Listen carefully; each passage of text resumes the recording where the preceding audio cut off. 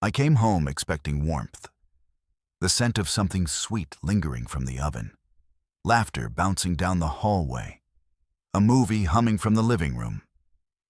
Maybe even Noel curled up on the couch with her hair up in a lazy bun, offering me a slice of pie like we hadn't argued about the guest list the night before. But instead, what I walked into was silence. A hollow kind of quiet that didn't just fill the space. It echoed. It pressed against my chest. At first, I thought maybe they had gone out for a last-minute grocery run. Then I saw her, Dolores, Noel's grandmother, slouched in the recliner like someone who hadn't moved in hours. I dropped my keys into the bowl by the door and stepped inside, trying not to let the stillness creep into my voice as I called out, "Noel!" No answer. The house looked lived in, but untouched. There were 2 wine glasses in the sink, a cardigan tossed across the back of a dining chair, a shoe on the staircase. But it all felt staged, or worse, abandoned. Then I saw it. A folded piece of paper on the kitchen counter, balanced neatly beside a glass of water, and the little ceramic pumpkin Noel used as fall decor. My name was written across the top in her handwriting. I hesitated. The air felt charged, like something irreversible was about to begin. I unfolded the note. "Gone to a show with my ex. We need to catch up. I thought it was time you experienced caregiving. Don't worry, Grandma's all yours. Love, Noel." My hands trembled as I stared at the words. Not because I didn't understand them, but because I did fully, painfully. This wasn't a favor. This was a message, a test, a game, maybe even a punishment. I looked up slowly, half expecting Dolores to still be dozing. But the woman in the recliner was no longer slumped. She was awake, sitting upright, eyes wide open, and far too alert for someone who was supposed to be asleep. "I was wondering how long it would take you to find that," she said. Her voice was strong, not fragile, not feeble. It stopped me in my tracks. I blinked. Dolores. She rose from the chair with a sort of control that made me question every story Noel had told me about her deteriorating condition. She moved with intention, brushing a wrinkle from her blouse as she approached me. "Shall we begin?" she asked calmly, like this was an appointment, a ritual, a scheduled unveiling. I stood frozen for a beat too long, still holding the note like it might vanish if I folded it wrong. What exactly are we beginning?" She smiled, not unkindly, but there was a sharpness behind it, like she was sizing me up, deciding how much I could handle. "You'll see," she said. "But first, let's put that note away. We won't need it anymore." I set it down slowly, glancing between her and the countertop, half expecting Noel to walk in any second and yell, "Surprise! Just kidding." But nothing happened. The silence held. Dolores turned and walked toward the kitchen table. With the grace of someone half her age, she pulled out a chair and gestured for me to sit. I did, still unsure whether I was part of an elaborate prank or the setup to something far more serious. "You look like a man who's just realized the floor beneath him might be made of sand," she said, sitting across from me. "How does it feel?" I stared at her. "I don't know yet." She nodded slowly, her eyes never leaving mine. "Good answer." She reached into a drawer nearby and pulled out a teapot. Chamomile from the scent, the same kind she used to request when Noel brought her over for visits. I'd made it for her a dozen times. I always thought she just liked the taste. But tonight, the ritual felt different. She poured with purpose. No shaking hands, no confusion, just clarity. I watched her trying to piece things together. "Noel said you were declining?" I said slowly. She snorted. "Noel says a lot of things." doesn't make them true. I sat back in the chair, the truth beginning to settle in strange corners of my mind. She lied. Dolores sipped her tea. She curated a version of me that was useful to her. Weak, confused, dependent. It let her feel powerful. And now Dolores set down her cup, leaning slightly forward. Now she's given me exactly what I wanted. Time, privacy, and you. My pulse quickened. Me? She smiled again. This time something in her eyes softened. You've been kind, Jonas. Patient, blind perhaps, but not unkind. And you deserve to know the truth about the woman you married. I stared at her, unsure what to say. I didn't yet know what game I was in, but I knew this much. The rules had just changed. And Dolores. She wasn't just a piece on the board, she was the one who had flipped it. My name is Jonas Fairchild. I've been married to Noel for 4 years. And somehow, despite all the clues, all the uncomfortable silences, and all the subtle jabs passed off as jokes, I never saw this coming. Maybe I didn't want to. Maybe I was too focused on holding our fragile puzzle together to notice she had already tossed a few pieces out the window. Noel had always been self-centered, not in the overt throw a fit in public kind of way, but quiet, strategic. Her needs came first, always. If she wanted sushi, we got sushi. If she didn't feel like visiting my parents, we canned. I once drove 4 hours to surprise her at a retreat she said was women only. She acted gracious, even kissed my cheek in front of her friends, but in private she said, "Don't do that again." I told myself she just needed space, independence. I thought loving her meant making room for her to be who she wanted. Now, standing in my own kitchen with her grandmother handing me a medication schedule, I realized what loving her had really meant. Constant compromise. Sometimes of time, sometimes of dignity. Dolores tapped the paper. These are just supplements. Nothing serious. She thinks I'm too old to manage capsules. Funny, right? I looked down at the neat grid of dosages and times. You seem fine to me. That's because I am, she said, stirring her tea with deli. What's not fine is the performance Noel puts on for anyone who might listen to her soba story about the husband who's just not ambitious enough. My chest tightened. I didn't like how fast that landed. She said that. She said worse, Dolores replied, sipping her tea again. I've got the texts if you want to read them. She talks about you like you're a stepping stone. Her words, not mine. My hand clenched the arm of the chair. I didn't respond. Couldn't. I didn't want to ask questions I already feared the answers to. But silence wouldn't save me now. Dolores stood and walked into the adjacent room. A few seconds later, she returned with a thick manila folder. She placed it gently in front of me, like it was a gift I hadn't earned yet. I started collecting these after her second attempt to transfer my accounts into her name, she said flatly. I flinched. She what? Power of attorney. She tried to get me to sign it twice. Once while I was half asleep. Once, after pretending I'd forgotten the password to my own email. I played along, let her think I was declining faster than I really was. That's what she wanted. Made her feel useful, in control. She slid the folder toward me. I hesitated, then opened it. At first, it just looked like bills. Then I saw the hotel invoices from out of state, dated 3 weeks before Thanksgiving. My stomach dropped. Next to the receipts was a print out of a message thread. Text bubbles filled with flirtation and familiarity, all between Noel and her ex-boyfriend Camden. Things like, "I've missed you and can't wait to see you again," weren't the worst of it. It was the time-stamped plants.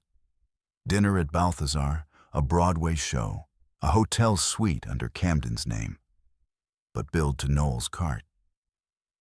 She had planned this escape, This abandonment, not as an impulsive reunion, but as a scheduled betrayal. She said she was going to help her cousin with wedding planning that weekend, I muttered. Dolores raised an eyebrow. She always did lie prettier when it involved the arts.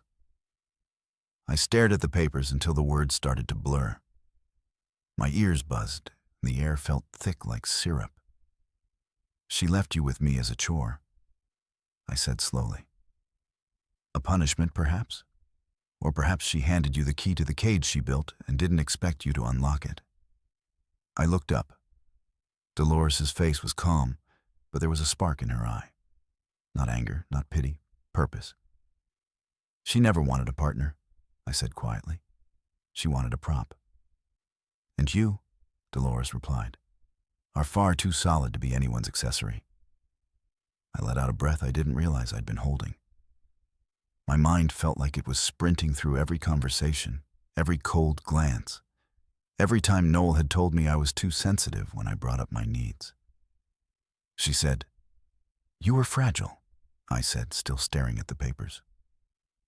"I am," Dolores replied. "But not in the way she thinks. I'm fragile like porcelain, hard to break and even harder to replace." We sat in silence for a while. Not the awkward kind, the kind that feels like the ground reassembling beneath your feet. "What I do with this?" I finally asked. Dolores stood again, walked to the sink, and rinsed her cup. "Whatever you want, Jonas. But if I were you, I'd stop asking for permission to breathe." Her words weren't just advice. They were permission, liberation, a subtle nudge toward the door I hadn't realized was always unlocked. That night, I didn't sleep much. But for the first time in a long time, it wasn't because I was afraid. It was because I was finally awake. The next morning, I brewed the tea. This time, Dolores didn't hover.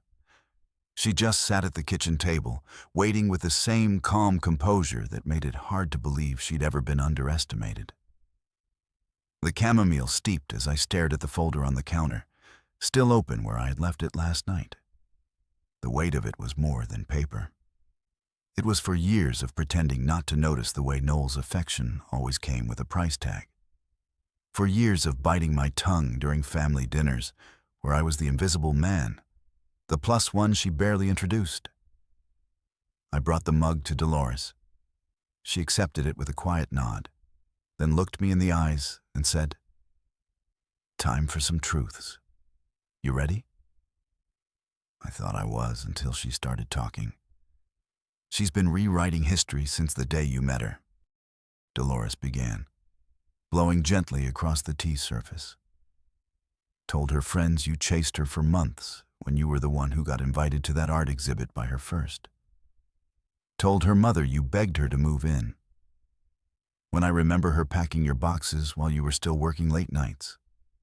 I blinked, then let out a short laugh. Not because it was funny, but because I remembered those moments exactly as Dolores described them.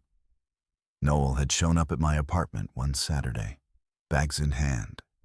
No discussion, just well, I'm here now, and the expectation that I'd rearrange everything to accommodate her.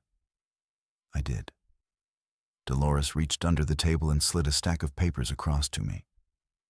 At first, I thought they were more receipts, more messages. But these were different. Printed emails, screenshots of group texts, all from a group I'd never seen before. "The family chat," Dolores said, as if reading my confusion. "I'm not in it, but my nurse once was. She sent me these. Left the job because of how Noel treated her." I started reading. It was like peeling skin off old wounds. Noel's sisters mocked my job, called me a glorified tech repairman. Her mother once said I was a placeholder until something shinier came along. And Noel, she didn't defend me. She joined in, joked about how long I'd stick around, called me safe, said I was the kind you settle for when the dream guys disappoint. Each message felt like a slap. Not because they were unexpected, but because deep down, I think I always suspected she didn't see me. Not really. I was just the man who filled the seat next to her. The stable one, the listener, the one who could be counted on to carry the groceries, fix the Wi-Fi, not along at the right times. Dolores sipped her tea again. She thought I was asleep the night she booked that hotel with Camden. Thought I didn't hear her say she'd never loved anyone who didn't make her feel reckless. My grip tightened around the edge of the table. And you didn't say anything? I waited, Dolores replied.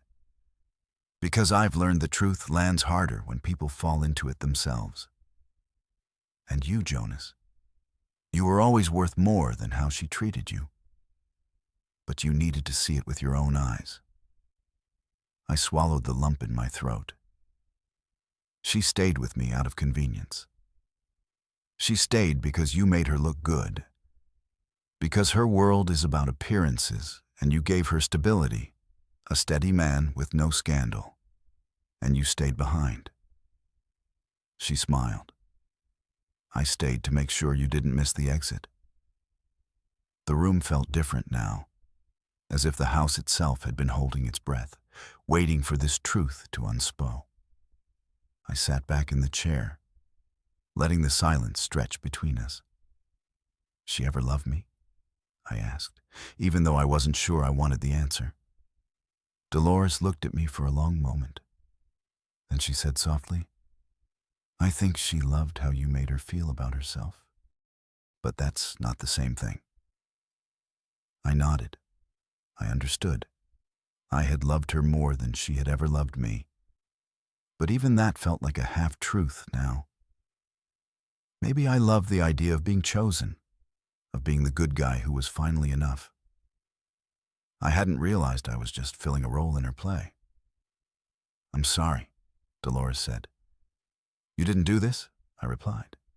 No, she said, but I've watched it happen long enough. And now it's time you stopped watching too. She pushed a small box across the table. I opened it. Inside was a key and a USB drive. The key is to my safety deposit box.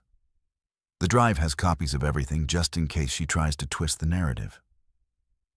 I looked at her startled. You're giving me this? I'm giving you a way out and a way forward. I sat there staring at the key like it might burn my hand. For years, I've been waiting for Noel to choose me, to value me. And now, someone else had someone who actually saw me.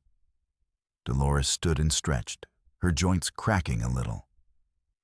Time to take your life back, Jonas. It's long overdue. And with that, she walked out of the kitchen, leaving me with a cup of tea, a stack of proof, and a choice I could no longer ignore. You've been protecting a marriage that doesn't protect you. Dolores said it like she was commenting on the weather, her voice light but surgical. We were in the living room. Sunlight cutting soft patterns through the window blinds, dust floating like tiny dancers between us. The room smelled faintly of lemon polish and chamomile. And the quiet crackle of the fireplace was the only sound besides her words, each one slicing a little deeper than the last. I sat on the edge of the couch, hands clasped, staring at the carpet pattern like it might give me an answer. My chest was tight. Her sentence echoed again and again. You've been protecting a marriage that doesn't protect you. She didn't say it to be cruel. Dolores had a way of delivering truth with grace. Like a surgeon with a steady hand, calculated but compassionate. I looked up, unsure whether to defend Noel or just exhale and let the truth settle. Dolores didn't wait. She leaned forward, elbows on her knees, her gaze unwavering. The moment I heard Camden's name again, I knew what she was doing, and I knew what I had to do. What did you do? I asked, already feeling like I wouldn't be ready for the answer. I made this weekend a test, she said. when she didn't even know she was taking. She thought she was teaching you a lesson in responsibility. But I flipped the script. She left you with me because she assumed you'd panic, fail, maybe even lash out. She expected chaos. Instead, you listened, you stayed, and more importantly, you saw her. I didn't speak. There was a part of me that wanted to scream, to cry, to rage, but nothing came.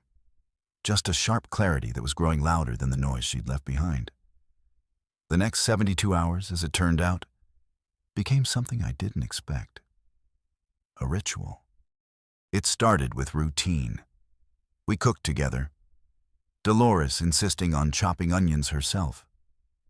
Her knife worked precise despite her age. We cleaned the guest room, folded laundry, even reorganized the spice rack, which had driven her crazy for years. It was all so domestic, so normal. And yet, each task became its own kind of therapy, like reclaiming control, one drawer at a time. But the evenings, that's when the real unraveling happened. Dolores would bring out her tea, sit by the fireplace, and tell stories. At first, they sounded like family anecdotes, harmless and even funny.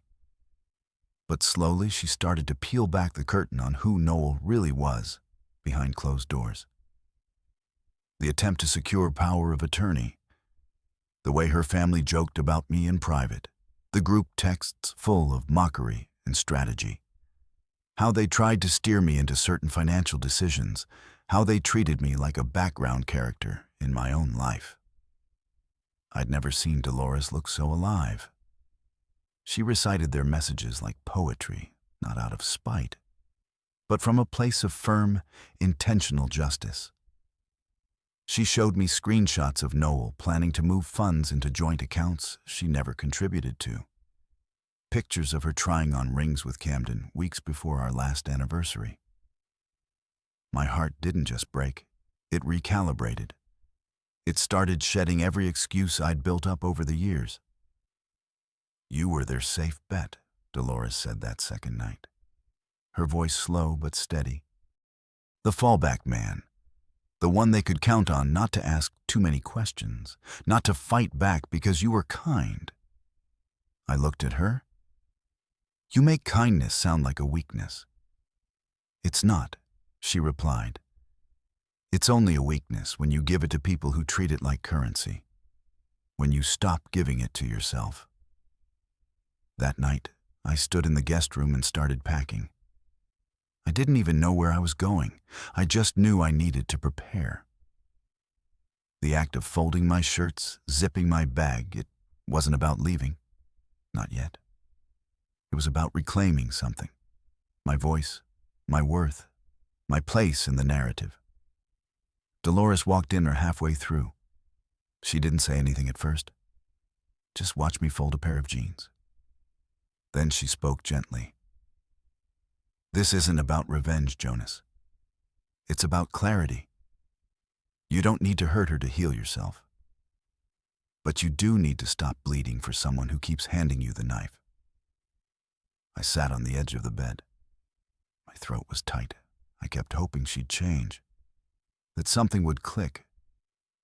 She won't, Dolores said simply, because she doesn't need to. You already did all the adapting. For a long time, I thought love was supposed to hurt a little. That sacrifice was proof of commitment. That if I was just a little more patient, a little more understanding, she'd meet me halfway. But Noel never planned to meet me anywhere. She wanted a placeholder, a well-behaved man in the audience while she lived the spotlight life. Now I had someone in the front row holding up a mirror instead. Dolores stood, walked over, and squeezed my shoulder. The next time she walks through that door, you won't be the same man she left behind. And I believed her. Not because she said it, but because for the first time in years, I wanted it to be true.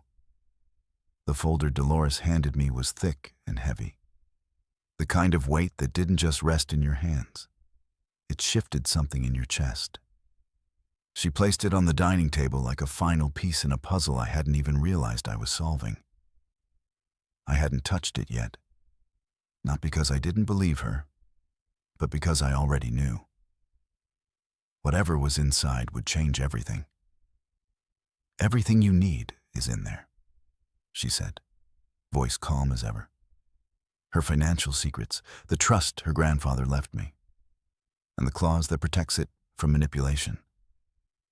I finally sat down and opened the folder. The documents were arranged neatly, methodically. Dolores hadn't just prepared this overnight. She'd been collecting, planning, waiting. Inside were statements showing Noel had tried twice to access a trust account Dolores had quietly restructured 3 years ago. Emails where she encouraged her lawyer to fast-track the transition of assets, assuming, as always, that her grandmother was too frail or too far gone to notice. She thought she'd inherit by default, Dolores said, sipping from a glass of water. She thought I was done playing chess. But I've been playing the long game, Jonas. Her voice held no pride, just a clear-eyed certainty, the kind you only hear from people who've lived long enough to stop bluffing. I pulled out a signed document. Notarized, stamped, Dolores had transferred the bulk of her assets into a secondary trust. One that named me, not Noel, as the executive and sole inheritor. My heart stumbled over itself. I looked at her, stunned. "I can't accept this," I said, the words catching halfway out of my throat. "You already did," she replied. "You just didn't know it yet." I shook my head slowly. "Why me?" She tilted her head, not in confusion, but as if she'd expected the question and had rehearsed the answer in her sleep. "Because you're the only one who's ever cared without asking for something in return." The words hit like a tide. I'd spent years giving to Noel's family, helping her brother land a job, driving her mother to appointments, lending her cousin money I never saw again. And still, I've been invisible. Worse than invisible, I've been useful. Dolores saw that all of it. And still this, a trust her legacy. "I didn't do anything to earn this," I whispered. She leaned forward. "You endured. That's not the same." "No," she said, "it's harder." The quiet that followed was thick with things unsaid. Grief, relief, a strange kind of mourning for the marriage I'd fought for while it slowly dismantled itself behind my back. I thumbed through more documents, letters of instruction, passwords, a sealed envelope addressed to her attorney. She had covered every angle. "You knew this day would come," I said. "I suspected," she answered. "Noel's always been hungry, and you were too generous to see it. That one stung because it was true. I'd called it love, that generosity. All those times I brushed aside my needs, rationalized her behavior, told myself she was just misunderstood. I'd carry the weight of the relationship, like it was a badge of honor. And now I was looking at the receipts, literally, of how much it had cost me. I don't want her to think I manipulated you." Dolores laughed, a soft, elegant sound.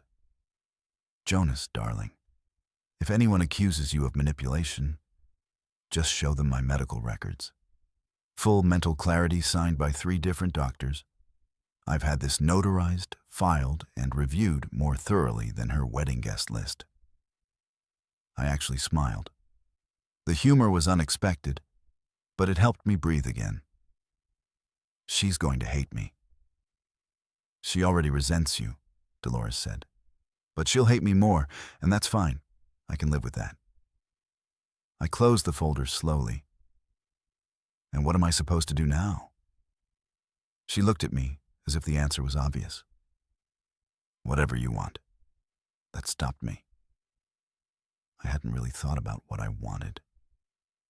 For so long, I've been acting in reaction to Noel, putting out emotional fires, adjusting to her whims, trying to maintain some version of peace in a house that rarely had any. But now I had options, power, and that was terrifying. I don't know how to be free, I admitted. Dolores stood, walked over, and placed a hand on my shoulder. That's because you've never been allowed to be. The air felt heavy, but not oppressive, like the moments before a storm clears, when you can finally feel the wind shift.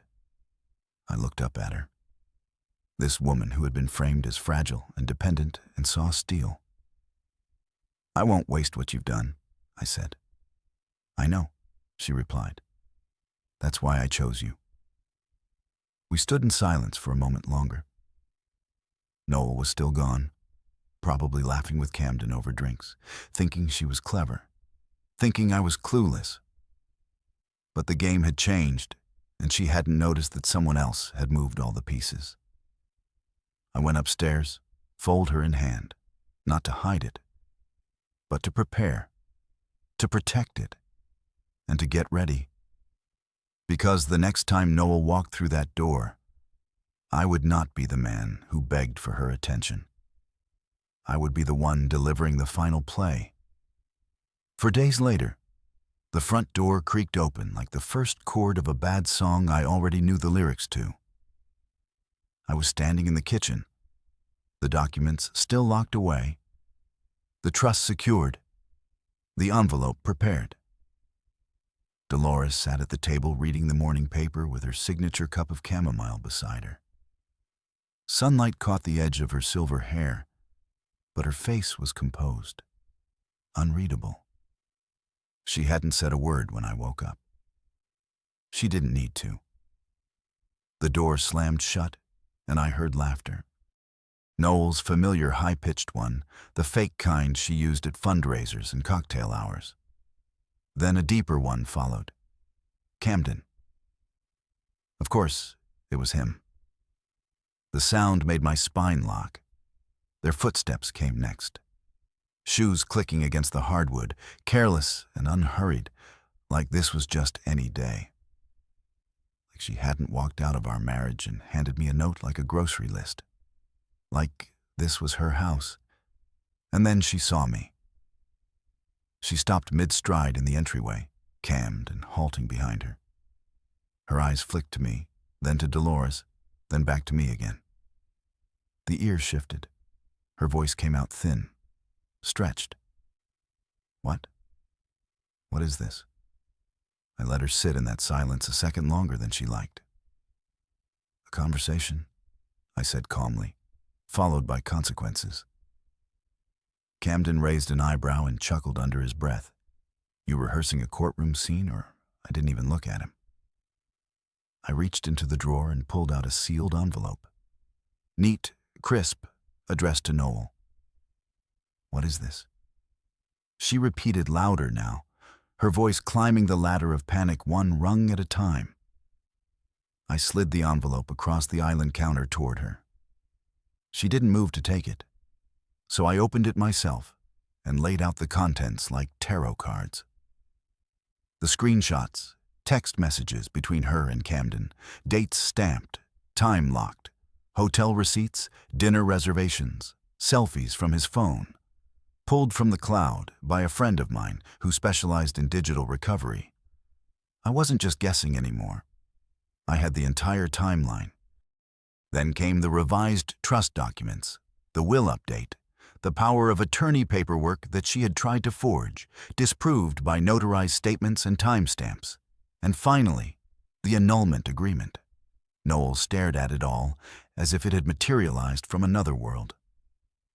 You went through my messages. I stared back. You left your iPad unlocked and your grandmother with eyes wide open.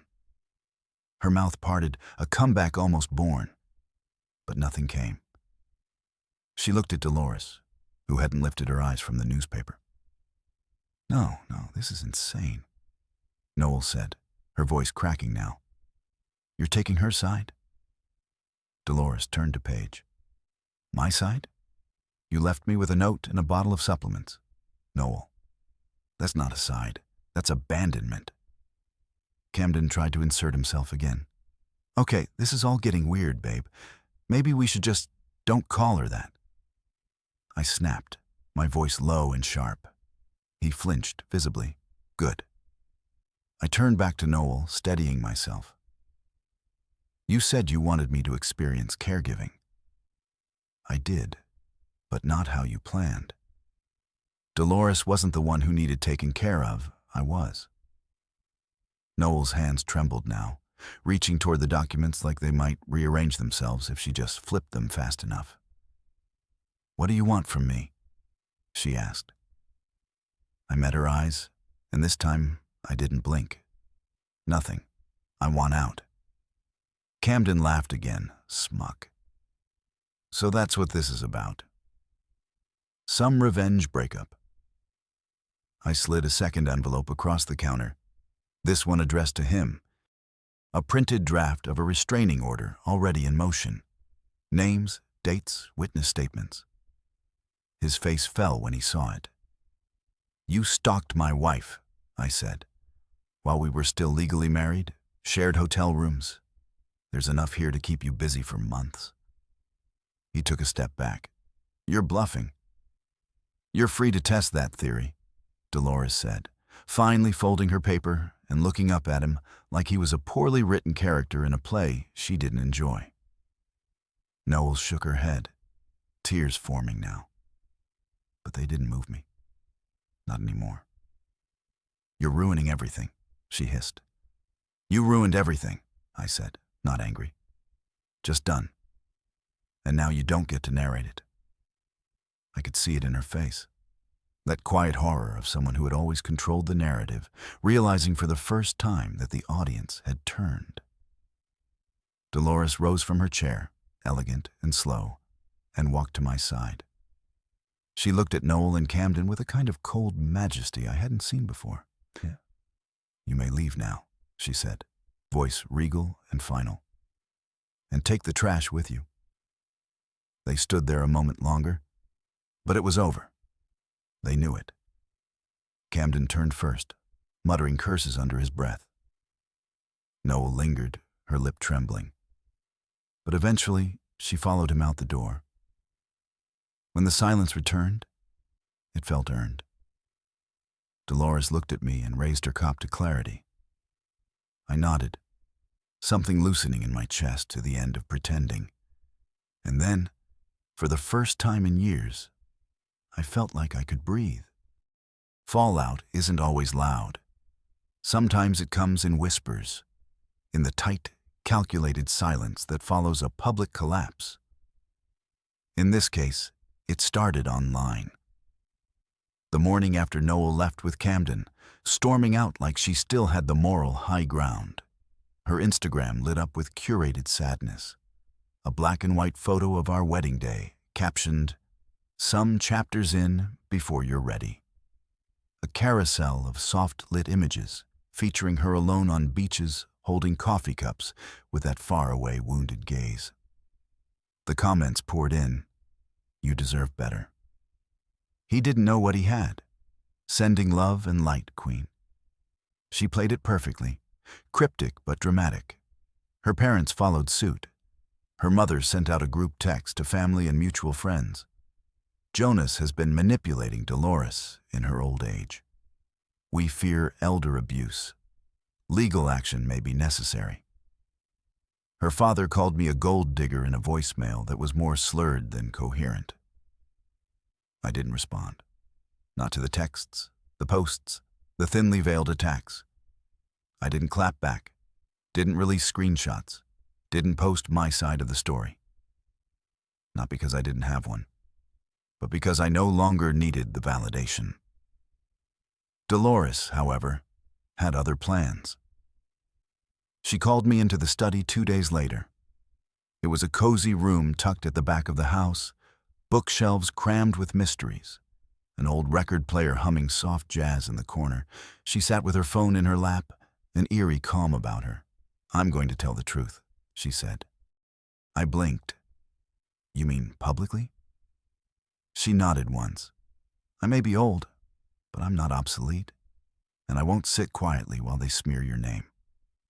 Before I could argue, she tapped her phone screen and held it up. She had recorded a full 10-minute video, clear and crisp. In it, She spoke with unshaking poise about everything. How Noel had lied about her condition, the attempt to gain power of attorney, the forged documents, the way she'd manipulated the family. She laid it all bare. No anger, just fact. Then she looked directly into the camera and said, "And as for Jonas Fairchild, he is the only one who ever treated me like a human being, and I will not let that be twisted." She posted it to her rarely used social accounts with the caption, "Truth doesn't need filters." Within hours, it went viral. It wasn't just because of the content. It was Dolores herself, a silver-haired woman speaking with such fire, such eloquence in defense of someone half her age. It struck a nerve. People shared it. News outlets picked it up. Elderly woman defends grandson-in-law in viral video exposing family greed. I didn't even know how to process it. The quiet, invisible life I had built was suddenly under a spotlight I never asked for. My phone exploded with interview requests, messages from strangers thanking me for setting an example. People telling me they'd been through similar betrayals. Noel predictably doubled down. She posted a story in response, a photo of her crying. Mascara streaked down her face, captioned, "Family is supposed to protect you, not weaponize you." Her followers ate it up for about a day. Then the truth started crawling into her curated feed. People commenting, linking Dolores's video, questioning the contradictions in her timeline. Screenshots from anonymous sources began surfacing photos of her in Camden at the hotel time-stamped. A few brave followers even spoke up. I was at the same gallery. She wasn't crying when she was wrapped around him. The narrative was slipping, and the more she tried to control it, the worse it got. Her family, once the perfect portrait of upscale grace, began to fracture publicly. Her mother's employer issued a statement about reassessing roles after internal investigations. Her father deleted all his social accounts. I watched it all from the porch with Dolores, a blanket draped over her lap, tea in hand. "Did you ever imagine it would go this far?" I asked. She smiled faintly. "Truth has a way of spreading. You don't need to yell it. You just need to say it once and mean it." We clinked mugs, not in celebration, but in quiet understanding. What struck me most was how calm I felt. Months ago, this would have wrecked me. I'd have spiraled trying to defend myself, prove my worth, fix the version of me that someone else distorted. But now, I didn't feel the urge to fight back. The war had already been won by silence, by proof, by the power of standing still while the world realized it had been cheering for the wrong hero.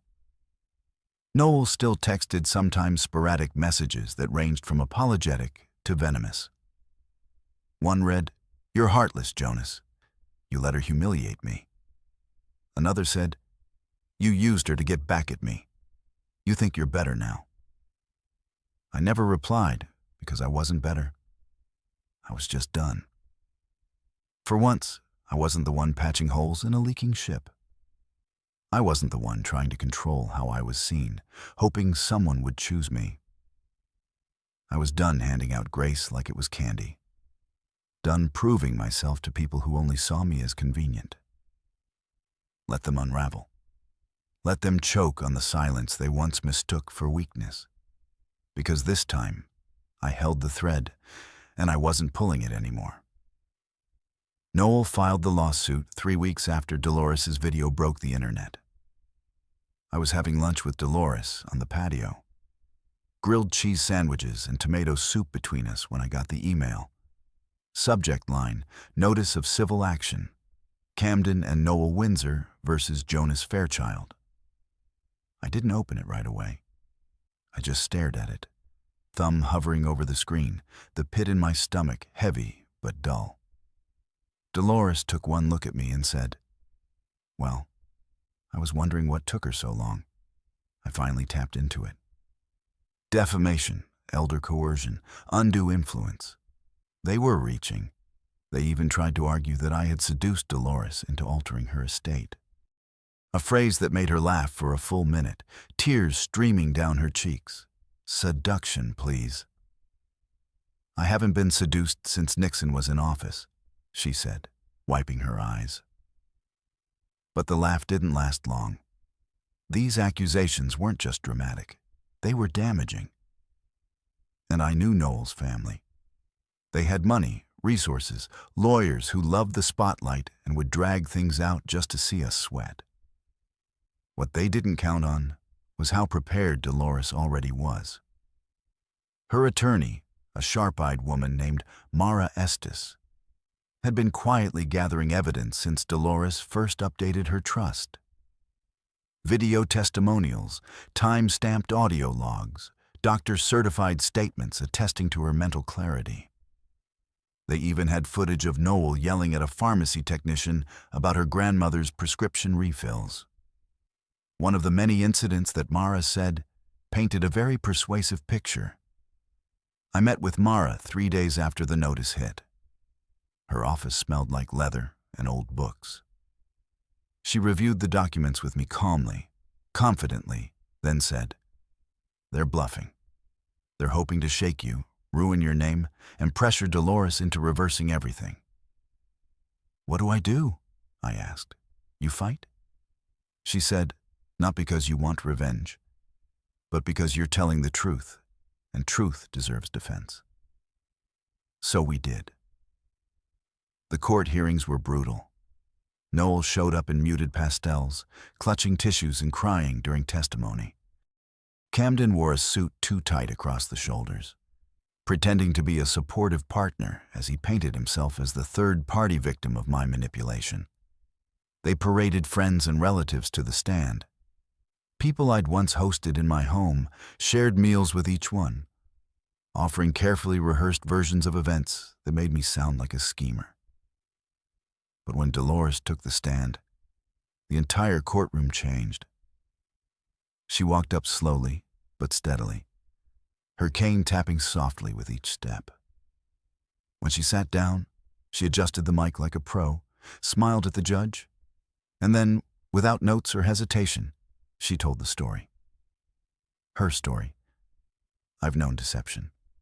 She said, "I lived through wars, recessions, and 3 cheating husbands. You learn to spot a lie from a mile away. And my granddaughter, she's been lying since she was 10. Laughter rippled across the gallery, but her tone never wavered. Jonas didn't seduce me. He didn't manipulate me. He didn't even want the damn money.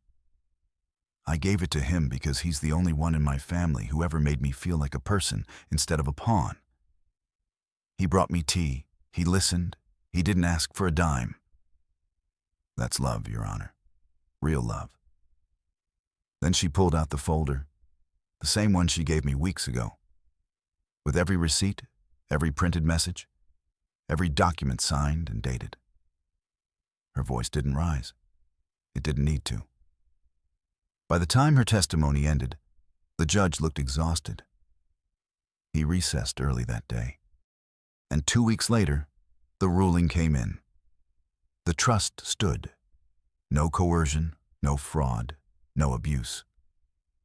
Noel's case collapsed like a paper house in the rain. But I wasn't done. I filed counterclaims, defamation, emotional distress, and fraud. Not because I wanted to keep fighting, but because there had to be accountability for the lies, for the humiliation, for the part of me that almost believed I deserved it. Dolores backed me fully. Mara pursued it with clinical precision. Every post Noel had made, every message she'd sent claiming I'd brainwashed her grandmother, every public attempt to rewrite the story, we compiled it all. Deposition started. Noel's voice cracked under pressure. Camden stopped showing up. Their lawyer tried to settle quietly, even offered a gag order and a payout. We declined. By the end of the process, Noel's parents had racked up over $100,000 in legal fees. Her mother was asked to resign from a nonprofit board. Her father's small accounting firm took a PR hit they couldn't spin away. They called me vindictive. They called me manipulative. I didn't care. This wasn't vengeance. It was clarity. It was closure. Because for the first time, I wasn't just surviving Noel's chaos. I was building something in the ashes of it. The case finally wrapped months later. And though I didn't walk away with a check or an apology, I walked away clean, respected, unbroken. They tried to burn me down, but all they did was light a match beneath a man who had already stopped pretending to be anything but fire. Thanksgiving arrived like an echo of the one that had started it all. But this time there was no silence, no folded note, no empty place at the table with questions clinging to the air like cobwebs. This time there was just warmth and laughter and cranberry sauce splattered across the counter because I had absolutely no clue how to use a hand mixer. Dolores laughed as I cursed under my breath, holding the bowl in place while the red mess streaked up my shirt. "You're a menace in the kitchen, Jonas," she said, wiping her hands with a dish towel. "But at least you're enthusiastic." The kitchen in our new coastal home was smaller than our old one, but it didn't feel like less.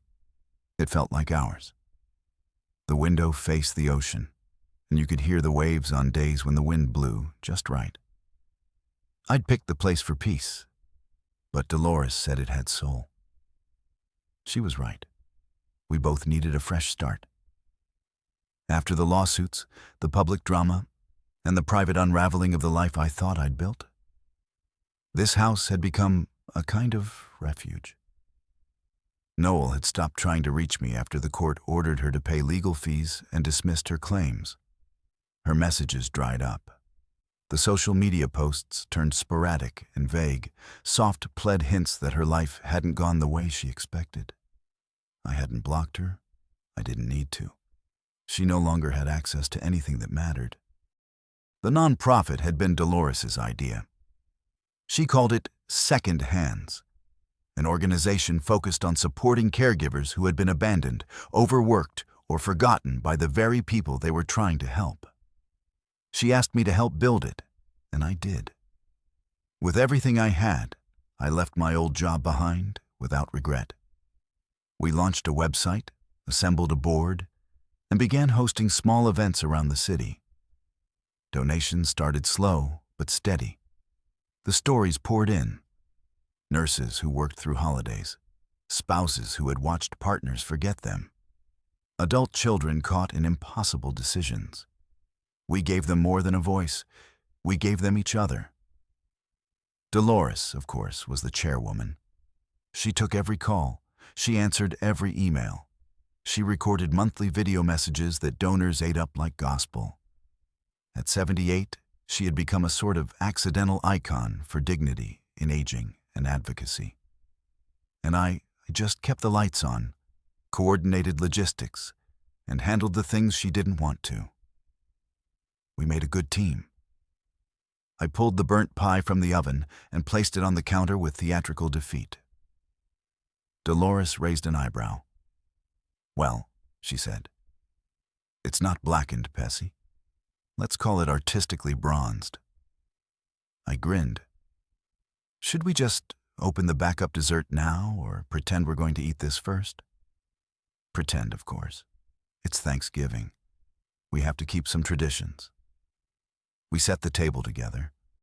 Even though it was just the two of us, I poured sparkling cider into crystal glasses she'd saved for real occasions. She insisted today qualified to second chances, she said, raising her glass. "To knowing when to take them," I replied. We clinked-acked. The turkey was dry, the stuffing too salty, but none of it mattered. We told stories between bites. Dolores about a man she almost married before her second husband. Me about the disastrous camping trip my dad took me on when I was 8. We laughed until we cried. At one point, my phone buzzed. I glanced at the screen. "Noel, just a text. One word. Sorry." I didn't open it. I didn't delete it either. I simply turned the phone over and returned to my plate. I saw her name flash on the screen. Dolores said casually, scooping mashed potatoes. You going to respond? I shook my head. There's nothing to say. She's still playing the same game. I'm not a player anymore. Dolores nodded. Good. Later that evening, I stood out on the porch with a blanket over my shoulders, watching the tide creep in. The air smelled like salt and rosemary from the sprigs we'd used to season the bird. I thought about how far I'd come. From the man waiting at the kitchen counter with trembling hands to the one standing here now, whole. It hadn't been easy. I'd lost more than just a marriage. I'd lost illusions. I'd lost time. I'd lost the version of myself that believed love meant staying no matter how small you became in someone else's life. But I had gained something better, a clear view of who I was without the noise. Inside, Dolores turned on old records. Nina Simone floated through the air, soft and haunting. I smiled. This Thanksgiving wasn't filled with guests or glamour or perfectly curated holiday cheer. It was filled with truth, and it was enough. Looking back, I realized that the note Noel left me wasn't the slap in the face I thought it was. It wasn't just an insult wrapped in passive aggression and arrogance. It was an invitation and challenge, a single piece of paper that forced me to ask a question I hadn't dared to ask in years. Who am I without her? Gone to a show with my ex. We need to catch up. I thought it was time you experienced caregiving. Don't worry, Grandma's all yours. Love, Noel. I memorized those words, not because they hurt, though they did, but because they freed me. They were the starting gun of my liberation. Until that moment, I believed the lie we all tell ourselves when we're afraid to confront the truth. That endurance is love. That suffering is a sign of loyalty. But real love doesn't abandon you in your own home. It doesn't delegate dignity. It doesn't make you feel like a placeholder in your own life. I kept that note. It's folded in the bottom drawer of my desk, resting beneath a folder full of trust documents and old photographs. I don't look at it often, but I don't throw it away either, because every time I see it, I remember what it gave me. Not pain, not betrayal, but a choice.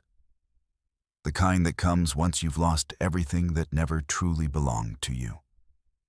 Dolores taught me that, not with sermons, but with her presence, her clarity, her refusal to be pitted or overlooked. She gave me more than support. She gave me a mirror. When I'd spent too many years avoiding, I didn't save you, she once told me, pouring tea with steady hands. You were already there. I just turned the light on. Caregiving. It's funny how that word used to terrify me. I thought it meant giving yourself away, sacrificing freedom, losing your time, your energy, your identity. But it doesn't. Not when it's mutual. Not when it's real. Caregiving, I've learned, is just another form of love. Not the kind you shout about on rooftops or turn into Instagram captions. The kind that happens in silence, in patience, in cleaning out a medicine cabinet or holding someone's hand at the doctor's office. It's showing up even when there's nothing glamorous about it. Noel never understood that. Her version of love was performative, transactional. She loved the idea of being seen as someone who cared. But caring, that's a different story. That takes depth, stillness, surrender. And Noel didn't do surrender, only spectacle. In the months since everything unfolded, I've learned to measure love differently. Not in grand gestures, but in consistency, in quiet mornings with no tension and shared laughter over burnt toast. And knowing someone sees you and still chooses to stay. Dolores stayed. She didn't have to. She could have taken her trust, her money, her dignity, and built a fortress around herself. But she let me in, and in return, I showed up day after day. Not because I owed her, but because she deserved it, because I did too. Sometimes we sit out on the porch and talk about everything and nothing. She tells me stories about her youth, some sweet, some scandalous. I tell her about the nonprofit and the calls I get from people across the country who feel seen for the first time. We don't talk about Noel much anymore. That chapter closed itself. But sometimes in the spaces between conversation, I wonder if she ever really meant to start a war or if she just never expected me to win one. I still get texts from her. Random, sporadic. One came just last week. No subject line, just, "Did you ever really love me?" I didn't respond because the truth is, I did in the best way I knew how. I loved her through her selfishness, through her cold spells, through every subtle insult dressed as a joke.